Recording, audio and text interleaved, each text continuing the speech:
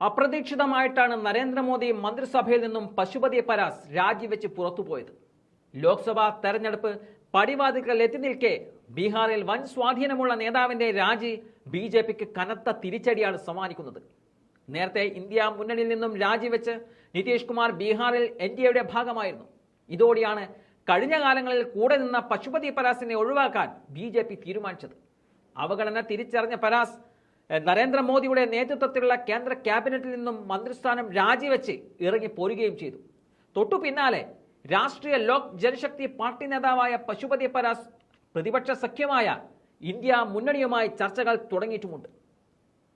താൻ കേന്ദ്രമന്ത്രിസ്ഥാനം രാജിവെച്ചു, സീറ്റ് വിഭജനത്തിൽ പാർട്ടിക്ക് അനീതി നേരിടേണ്ടി വന്നു എന്നതാണ് കഴിഞ്ഞ ദിവസം നടന്ന വാർത്താ സമ്മേളനത്തിൽ പരാസ് പ്രതികരിച്ചത്. ബീഹാറിലെ എൻ.ഡി.എ ബ്ലോക്കിന്റെ സീറ്റ് വിഭജന ഘട്ടത്തിൽ ബി.ജെ.പി തന്റെ പാർട്ടിക്ക് സീറ്റുകളൊന്നും നൽകാത്തതാണ് പശുപതി പരാസിനെ അസ്വസ്ഥമാക്കിയത്.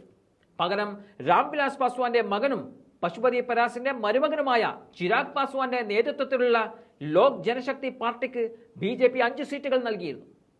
പശുപതി പരാസ് കേന്ദ്രമന്ത്രിസ്ഥാനം രാജിവെച്ചതിനു പിന്നാലെ രാഷ്ട്രീയ ജനതാദൾ നേതാവായ തേജ് പ്രതാപ് യാദവ് പശുപതി പരാസിനെ മുന്നണിയിലേക്ക് ക്ഷണിക്കുകയും ചെയ്തിരിക്കുകയാണ്. ബി.ജെ.പി പരാസിനോട് ചെയ്തത് നീതീകരിക്കാനാകില്ലെന്നും പ്രതാപ് യാദവ് ചൂണ്ടിക്കാട്ടുകയും ചെയ്തിട്ടുണ്ട്. ബീഹാറിലെ ഹാജിപ്പൂർ ഉൾപ്പെടെ നിരവധി ലോക്സഭാ സീറ്റുകളിൽ പശുപതി പരാസ് അവകാശവാദം ഉന്നയിച്ചുവെന്നതാണ് ബി.ജെ.പി പറയുന്നത്. ഇതോടെയാണ് അവഗണിക്കാൻ പാർട്ടി തീരുമാനിച്ചത്. നിലവിൽ ബീഹാറിൽ നിന്നും 5 എംപിമാർ രാഷ്ട്രീയ ലോക് ജനശക്തിക്കുണ്ട്. ഈ 5 എംപിമാരും ഇന്ത്യ മുന്നണിക്ക് കൈകൊടുക്കുമെന്നും ഉറപ്പായിട്ടുണ്ട്.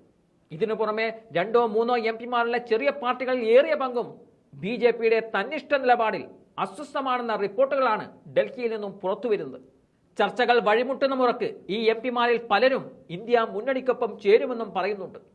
ഈ 5 എംപിമാർക്കും അവർ മത്സരിച്ച് ജയിച്ച മണ്ഡലങ്ങളിൽ സീറ്റ് നൽകുന്നതിൽ ഇന്ത്യ മുന്നണിയിലെ മറ്റു പാർട്ടികൾക്ക് എതിർപ്പില്ല എന്നതും ശ്രദ്ധേയമാണ്.